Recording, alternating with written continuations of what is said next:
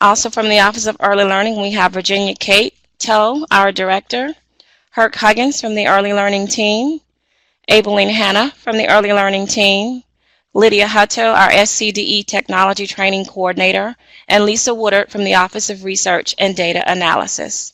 And again, welcome to today's Technical Assistance webinar.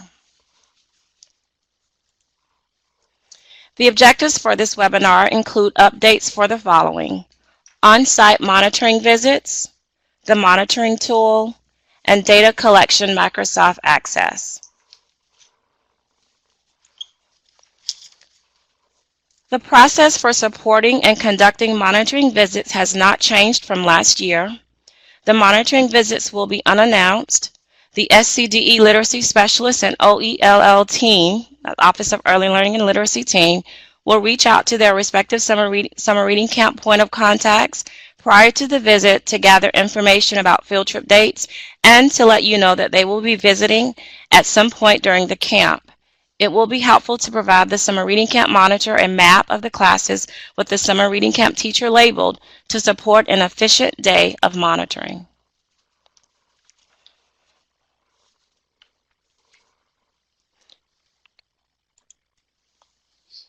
This is the monitoring tool that will be used again this year. The summer reading camp monitoring tool will be used by members of the OELL team as well as the literacy specialist. We will be noting areas observed, not observed with the environment, instructional plan, reading structures, and personnel. The purpose of the Read to Succeed Summer Reading Camp's monitoring tool is to ensure best practices are being implemented during summer reading camp and to provide for ongoing professional development and support from South Carolina Department of Education per Section 59155.130 of Act 284. Districts will receive an unannounced monitoring visit. Every effort will be made to debrief with the summer reading camp site coordinator on the day of the visit. A follow-up report will be sent to districts 2 to 3 business days following the visit. The monitoring tool is the same tool that was used last year, as said before. An additional form, however, has been added to the end of the monitoring tool in an effort to provide summer reading camps with additional feedback, and this form will be a narrative summary.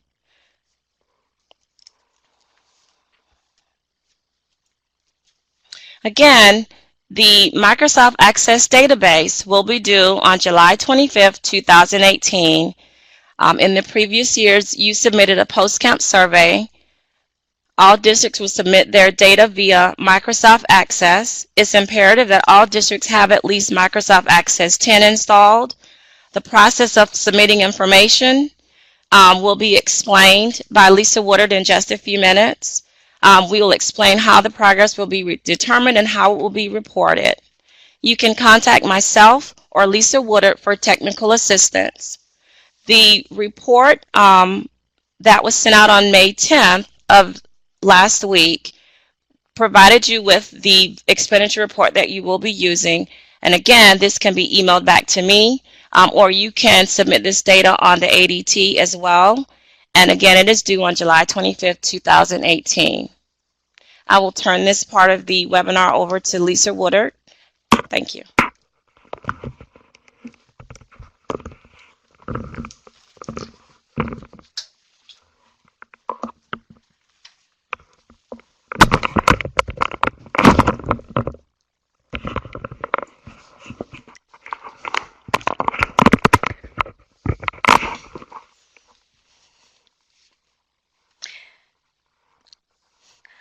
Hello everyone. I just want to quickly go through the Access database and point out some of the changes that we've made since the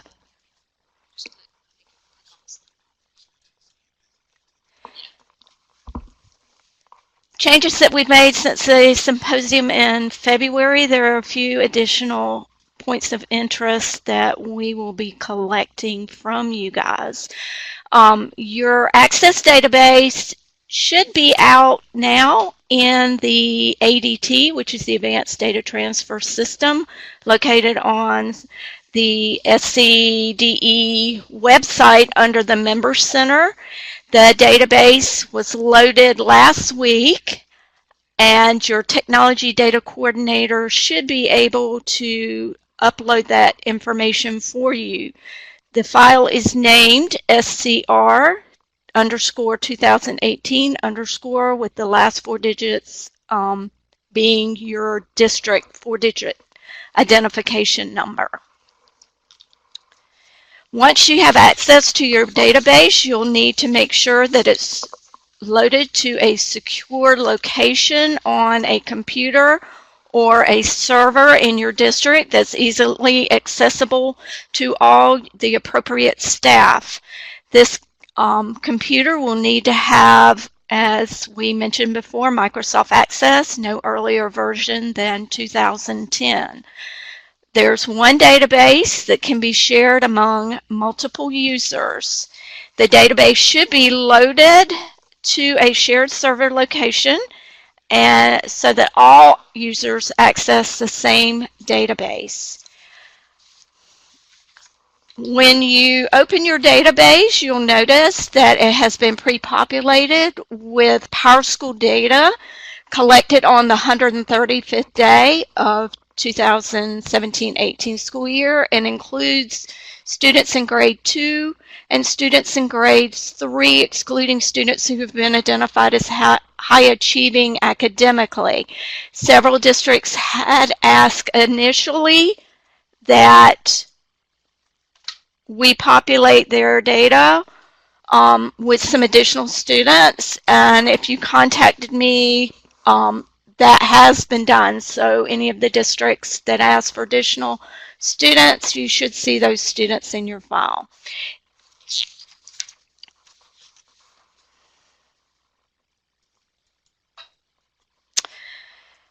When you open your database, the main page is divided into 6 sections with focus on collection of student and school or district data and reporting these data.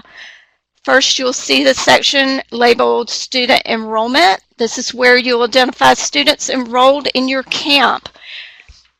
District and site or school information and the students assigned to these students. Student assessment and summer reading camp outcomes. This is where you will provide some information about the enrolled students, the pre and post testing information, and their individual outcomes from your summer reading camp experience. Student attendance rosters. This is where you will collect daily attendance information for the students enrolled in your camp. District summary data. This is where you will enter summary data relating to your camps and the district level, including enrollment counts, teacher counts, start and end dates of your camp, and the number of in-session days by site or school. Student and summary data reports provide some counts by school, teacher, grades, and a list of enrolled students. Exporting data to Excel. This is how you can create your own Excel spreadsheets for doing any type of filtering or analysis that you would like to do with your data or data validation. This page contains link buttons to all the summer reading camp features of your database, including data entry forms, data entry spreadsheets, student level, and summary reports. For the next few minutes, we will explore all the options of the summer reading camp database, providing reporting data about your summer reading camp students and schools, and all the features and functions are described in the instructional manual that you should have received along with your database. It was loaded to the ADT along with your database, and additionally, it was included in the email that was sent out last week on May the 10th. So first up, let's talk about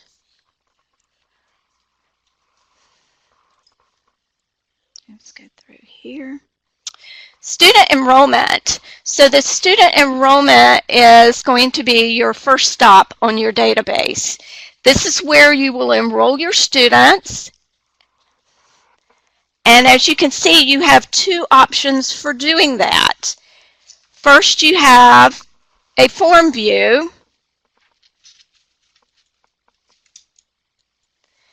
And the form view gives you a one-by-one view of each of the students that have been preloaded to your database.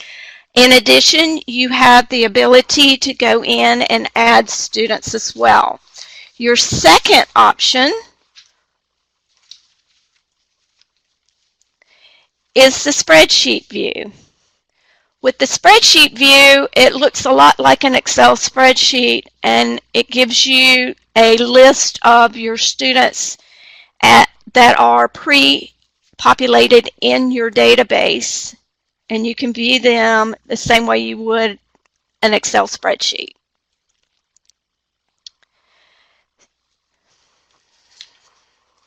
So let's go through and talk about your enrollment form. This is the form view, and on the form view you will notice that there are different sections.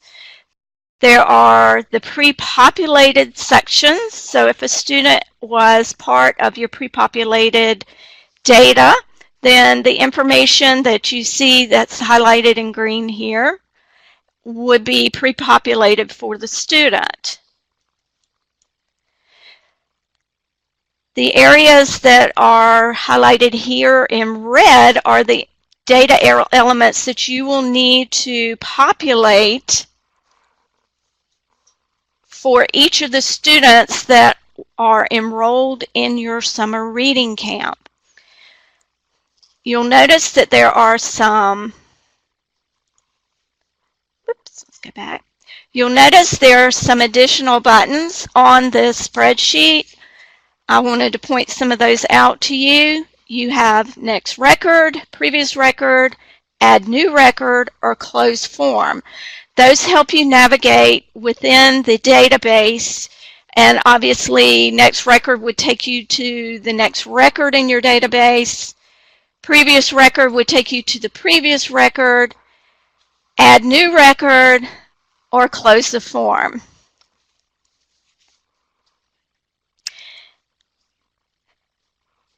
So let's talk a little bit about how you would enroll a student using the form view.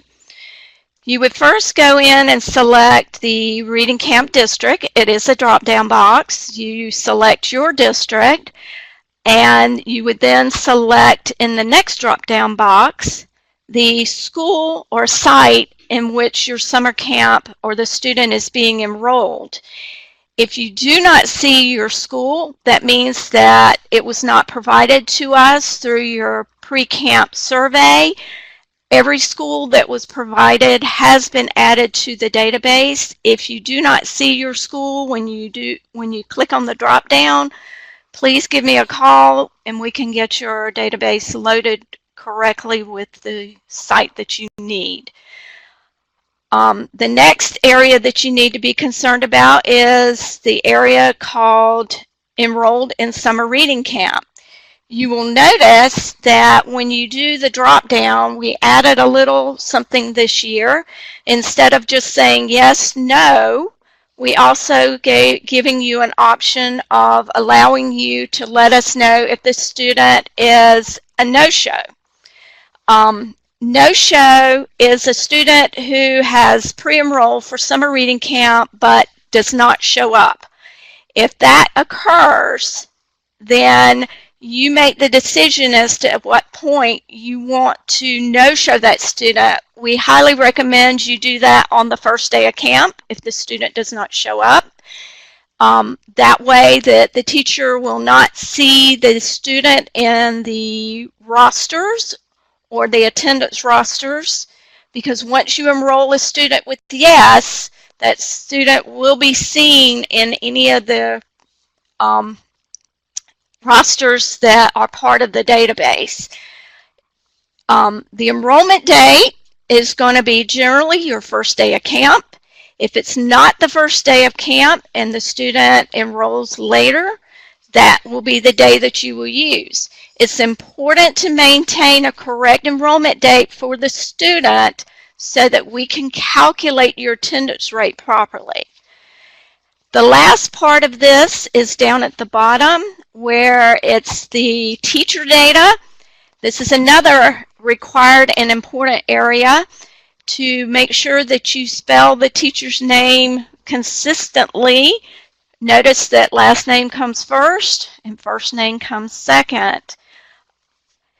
If the student is not preloaded to the database, you can add the student by simply clicking on Add New Record, and the screen will become blank and you will be able to enter all the information about that student that appears on this page.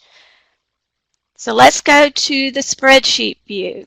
The spreadsheet view actually contains all the same information that is contained in the form view. The form view allows you to see a student one at a time, and it's probably the best way to add students. But if you're used to looking at students in lists, you might prefer the spreadsheet view. Just note that the first 6 columns are the required fields for identifying whether the student's enrolled, yes, no, or no-show. And of course, if you leave it blank, that tells us the student was not enrolled. So no and blank in this case mean the same thing. The enrollment date, this teacher's last name, first name, the school. Again, if you click on the boxes for district and school, you will see a drop-down box and you will be able to select from the drop-down box. This avoids any data entry errors that might occur.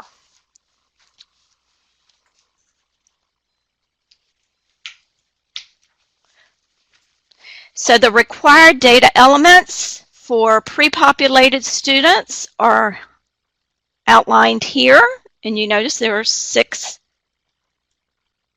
fields that need to be populated.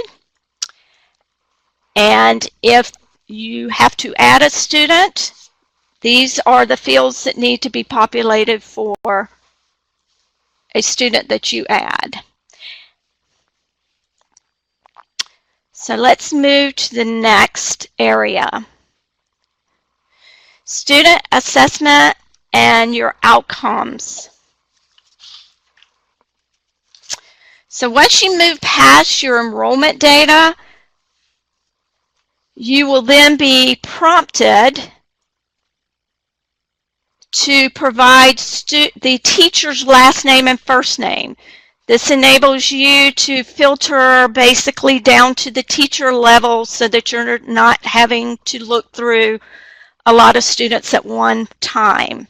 So again, the assessments and summer reading camp outcomes also gives you 2 options. The first option for entering the data is a form view. And we'll talk about the form view. So you will enter this teacher's last name, and then it will prompt you to enter the teacher's first name. And the form view will then open.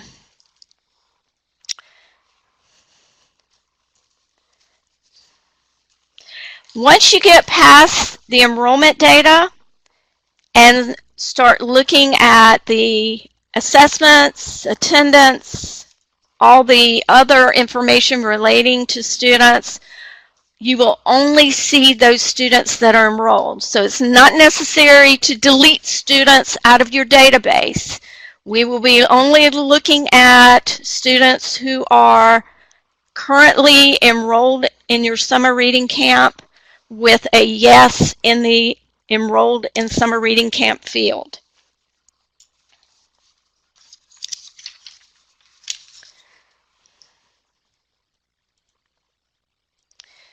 The other option is your spreadsheet view of assessments and summer reading camp outcomes.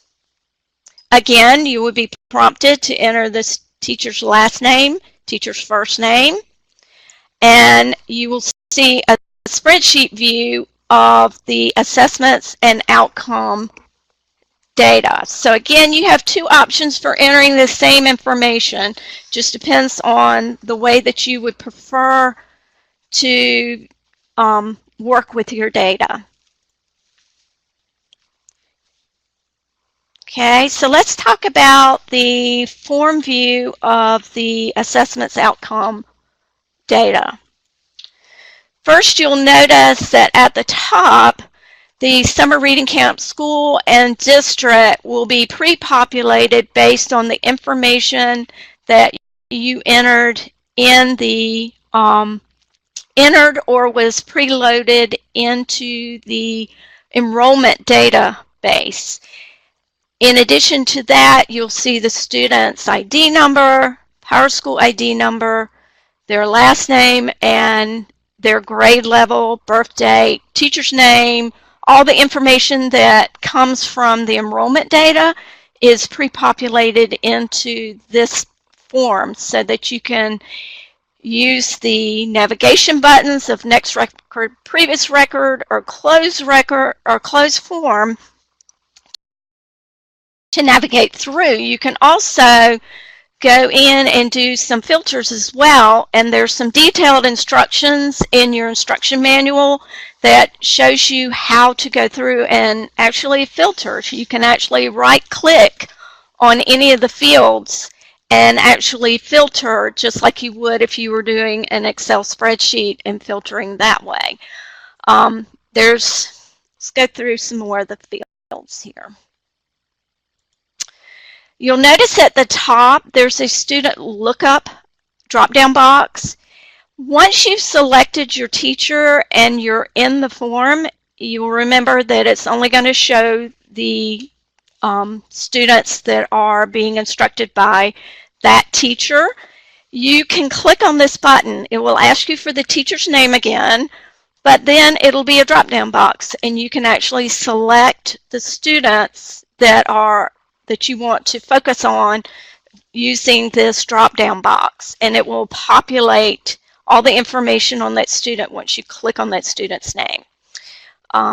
Okay, so down at the bottom is all the information that you will need to complete in order to fulfill the data requirements for this form. That would be your pre-assessments, your post-assessments, the tool, and the scores. And then you'll also note that this is needed for all of the students. Right? Okay. And I'm getting head shakes from everybody, so that is true. We need your post and pre-test assessments for all students. As far as SC Ready or reading score, obviously anyone that you have in a second grade would not have a reading score, but if you do have reading scores available for your third graders or above, you should populate that information there as well. And we tweaked it a little from last year, so if you remember last year it was a free form. This year we're only giving you two options. You're either met or not met. And that is included in the drop down, so it'll save you a little thought process there. Notice that we repeat the grade level down at the bottom of the form, because that is going to guide you as to whether you need to complete information in the fields that follow.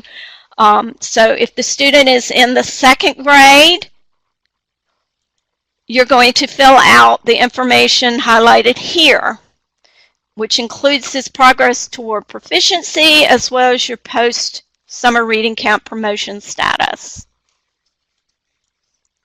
If the student is in the third grade, you should complete all the information outlined here, including your progress toward proficiency, post status, as well as any of the good cause exemptions that apply.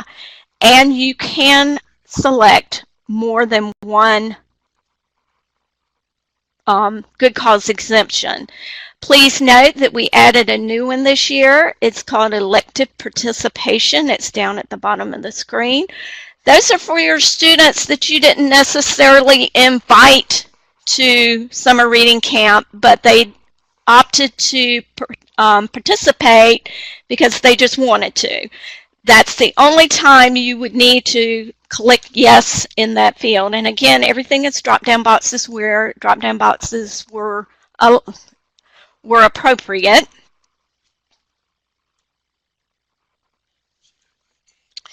And just to view the spreadsheet view of the outcome and assessment again, you'll notice that all the fields that were present on the form view are also present here in the spreadsheet view, as well as all the drop-down functions that you had.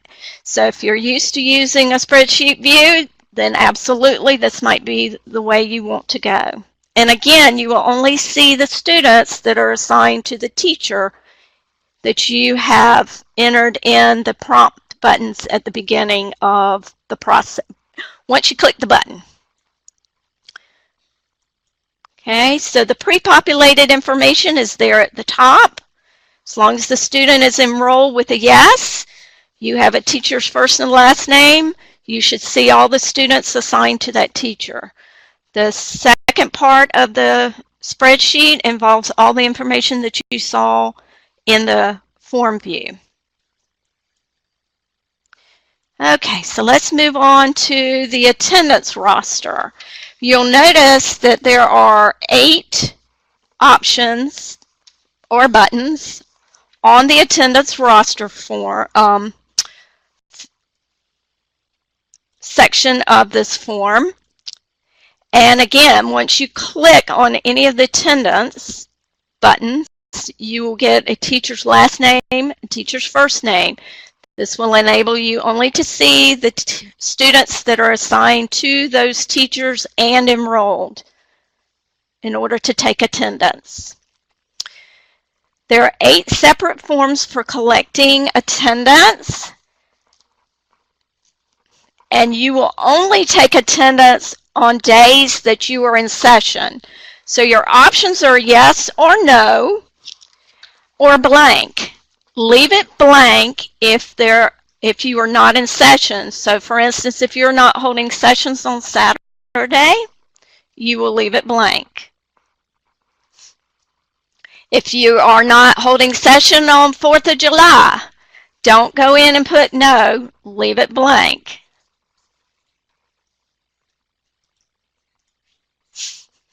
Again, when you look at the attendance rosters, it will be preloaded with the student information for the students that you indicated were enrolled in summer reading camp. You will take attendance for each of the days you are in session by clicking on the box. You can also click a Y, type a Y or an N in the field, and it will accept it as well.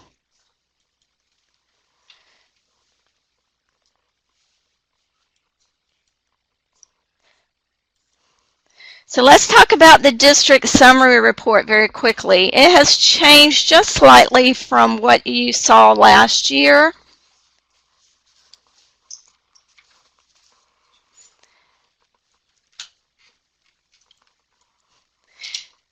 I hope you can see this.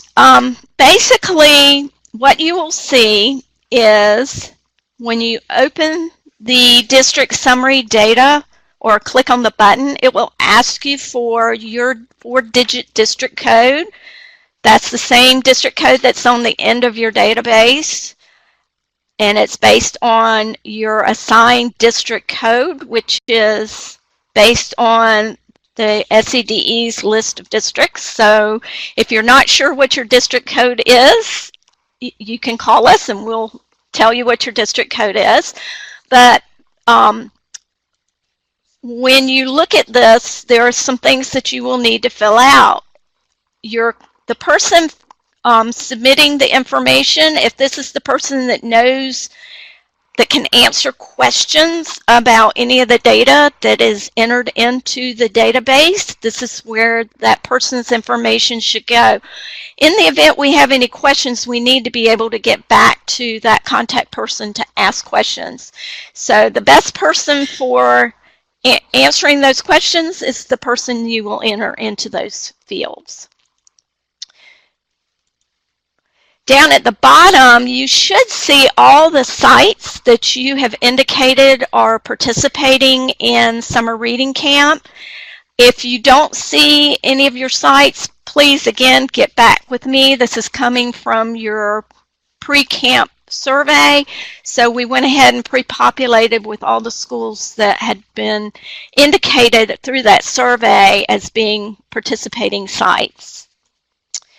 The additional information that is on this page includes information about this, and this is new this year, the number of students that were invited by grade to participate in summer reading camp, and each one of those blocks is a free form and it accepts a number. So if you would go ahead and fill out the appropriate grade levels and counts of students that were invited to participate.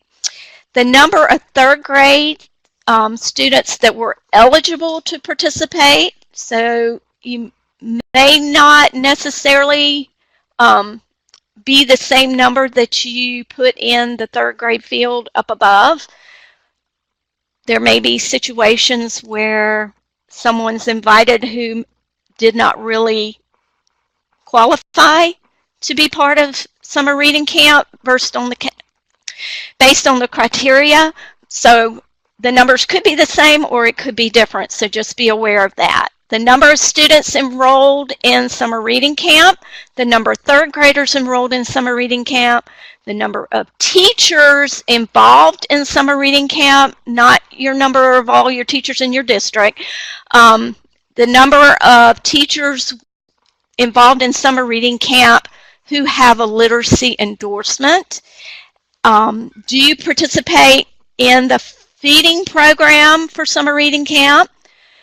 Were fees charged for summer reading camp? And if they were, what's the total amount collected? In addition, you'll see some fields to the right of your sites. We need to know the site date, the start date, and the end date of your summer reading camp, and the total number of days in session.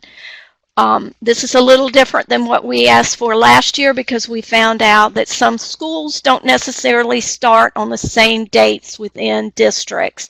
You can copy and paste if that saves you some time, but the boxes where dates are required are mapped to a calendar, so it makes it just easier to point and click.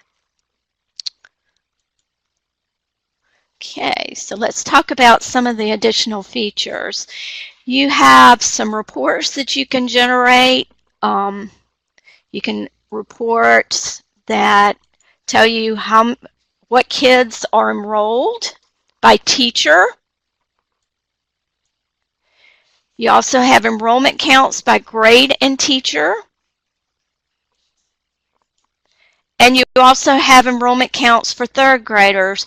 Why is this important? Well, it's just a quick view for you, but it also will help when you validate the data that is entered into the district summary, because we will be asking you to give us your counts on the district summary, and you want to make sure that you've reconciled both sides.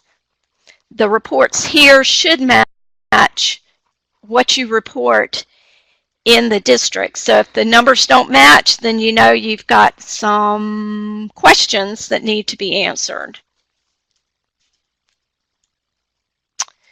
Okay, so that's about the reports. The last thing is the exporting of data to Excel. This year, when you are ready to submit your data to the SCDE, you will simply, if everyone is using the same database, which we encourage, you will simply just ask your district technology coordinator to upload the file just as it is as a database to the ADT, the Advanced Data Transfer System, where you find your original database.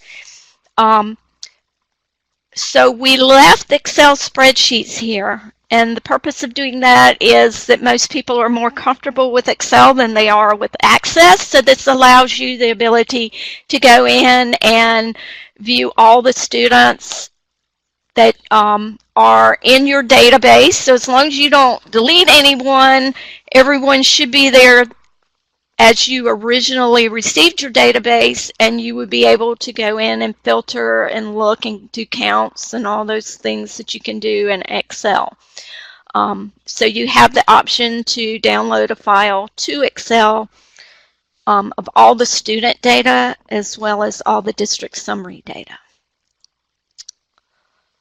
So there's, when you go in and press the button, you will be prompted to save the Excel spreadsheet to a location on your computer or server.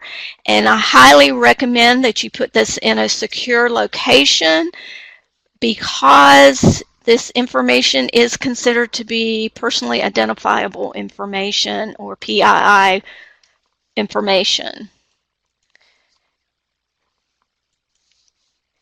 The same thing with your data for your district summary can be loaded to a secure place on your server or on your computer. If you only have one copy of the database, all you need to do is ask your district technology coordinator to upload it to the ADT, and they should be able to assist you to upload and download. Once the database, once you've completed all the information in your database, don't forget to rename it so that we can distinguish between your original database and the responding database by simply typing the word _respond at the end of your database. That's all you need to do. We recognize your district by the 4-digit code in the file name. So if you have multiple copies of a database because you couldn't figure out how to let everyone share the database, give me a call if you cannot figure out how to get it back into one database.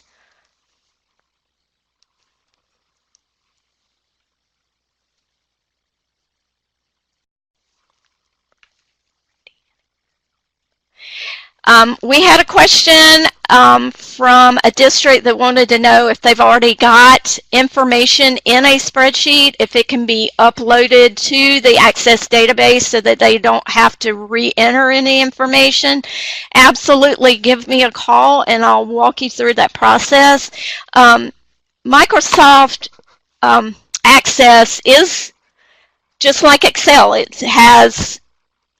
It can be transferred back and forth easily, so it's not a big deal. If you've got something that you want to upload from an Excel spreadsheet, I can help you do that.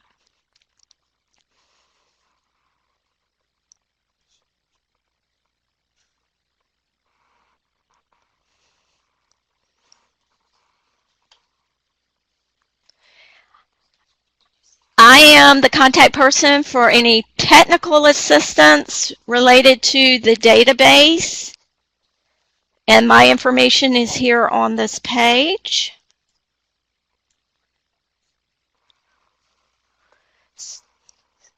So now it's question and answer time.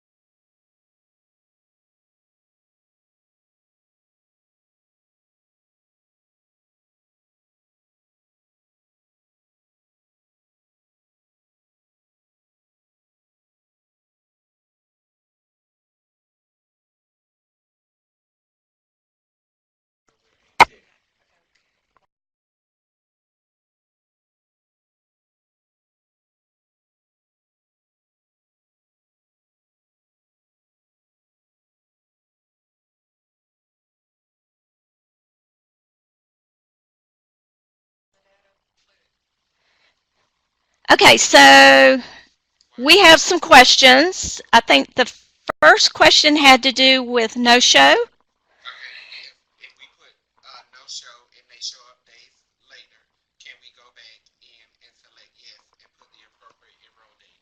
Yes, so the question is, if someone no-shows initially and then shows up later, can that student's enrollment status be changed? Absolutely. It's simply just go back to your enrollment page and click on the drop-down box and change them to yes, but please make sure that any enrollment date that you have there is actually the first date they attend and not back, because we're going to count the days that they're in non-attendance as days missed. So you want to make sure that you put that first day as the first day of attendance. The next question is, why are second graders in the database? A lot of districts were asking that we go ahead and include second graders because they had planned to include second graders in their invitations. And so it was just easier to go ahead and give everybody second graders instead of trying to pick all the districts that wanted second graders. So that's why they're in there.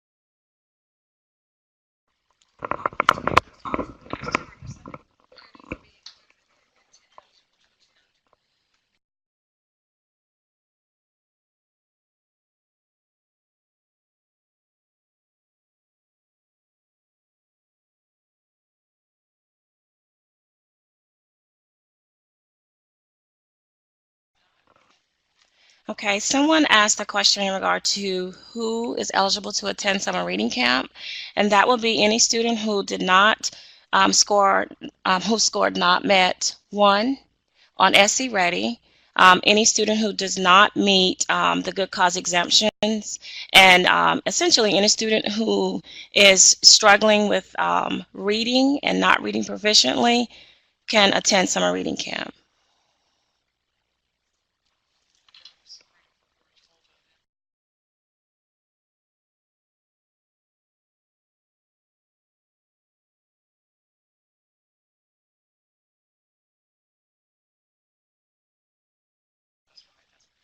There was a question about the database and how that information was disseminated. That information was sent out to districts on May the 10th, May the 9th, I'm sorry, May the 9th, 2018.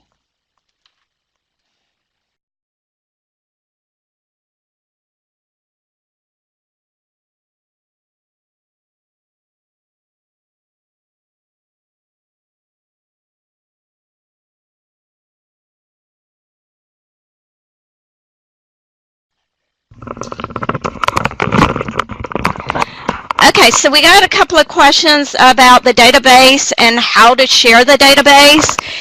Your district should have a shared server that the database can be loaded to that shared server so that all sites within the district can access the database, and sharing the database is not an issue. It can be shared among all the sites.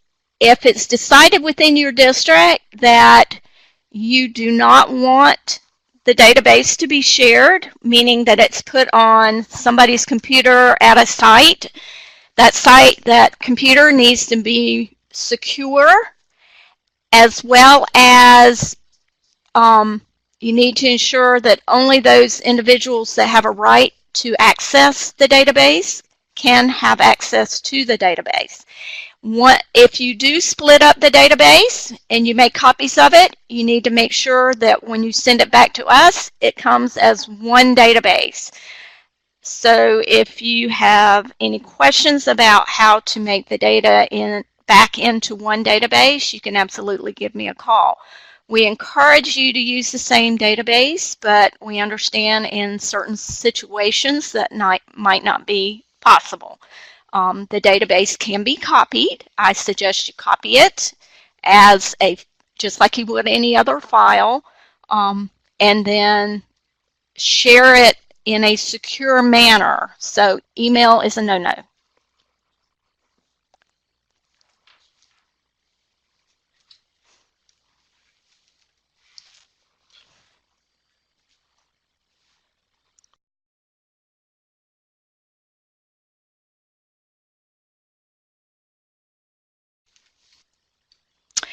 Question is, can two people access the database and work on it at the same time? Yes, they can. You just need to make sure that you don't type in conflicting information so that you don't overwrite somebody else's information.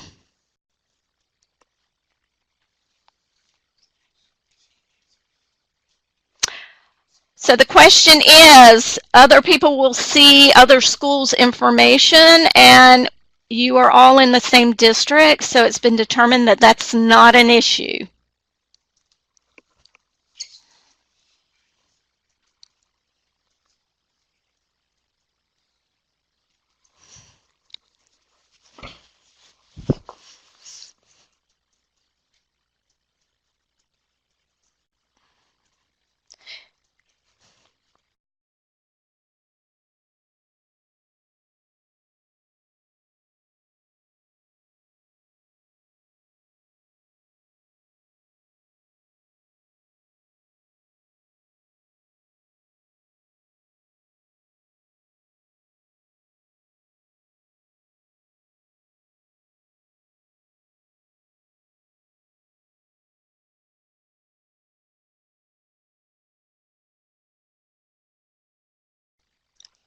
Thank you everyone for your patience. We are just wanting to make sure that we are answering all of the questions, so we're scrolling through to double check to see if we have any unanswered questions. So thank you for your patience.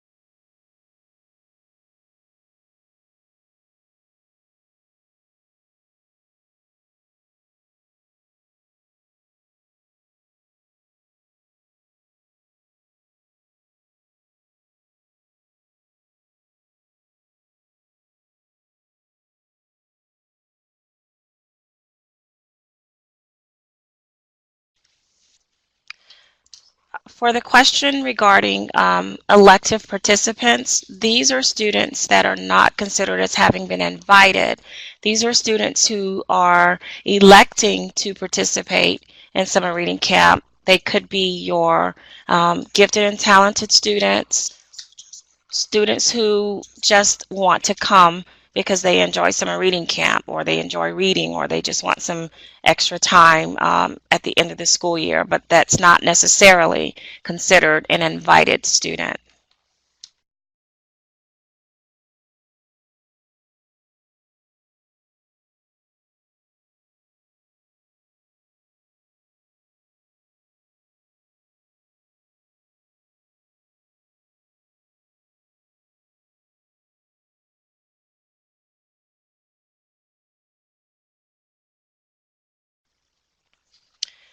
The question is what MAP score is being used for second graders. Second graders are not required to attend summer reading camp, so there have not been any guidelines given as to what specific MAP score is needed for your second graders.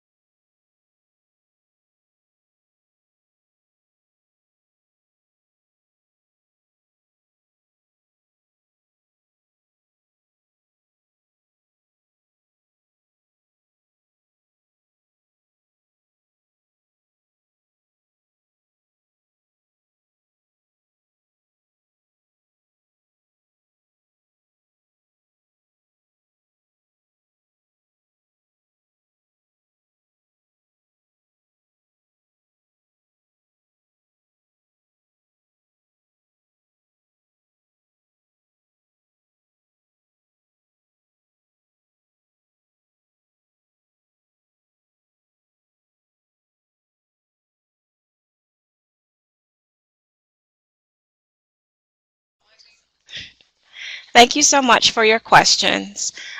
This next slide talks about how you can access information regarding Summer Reading Camp. Please go to our Department of Education website, click on Instruction, click Early Learning and Literacy, Read to Succeed, and then Summer Reading Camp. Again, the webinar will be recorded and will also be added to our website for later use. Contact information for further questions: Teresa Broughton. My office number, is 803-734-0529. tbroughton@ed.sc.gov. You may also contact Lisa Woodard for questions regarding the Microsoft Access database. Her phone number is 803-734-8573. Her email address is lwoodard@ed.sc.gov.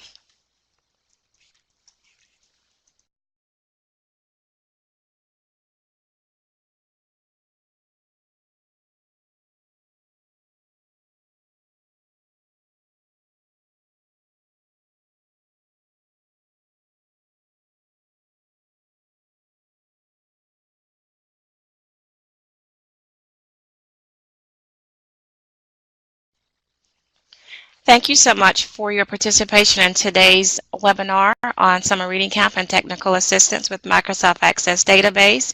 Again, if you have any additional questions, please use the information provided to either call us or email us. Have a great day.